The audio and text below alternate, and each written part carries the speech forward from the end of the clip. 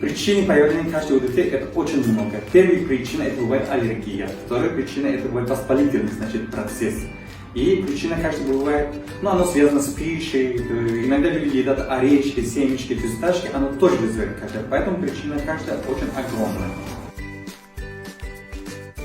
Если, значит, кашель связан с температурой, тогда, значит, обязательно надо обратиться, значит, к врачу. Если кашель, значит, без температуры, без всяких, значит, симптомов, можно, значит, лечить дома.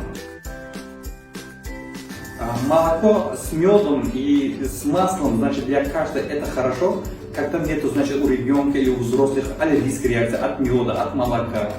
И, значит, когда нету температуры, когда нету воспалительный процесс, это очень хорошо помогает. Теперь, значит, помощь при ложном укропе, при такой аллергической кашле среди ночи, это надо вызвать у ребенка рвотный рефлекс. Если мы вызовем рвотный рефлекс, ребенка это облегчает. Будьте здоровы, следите за своим здоровьем.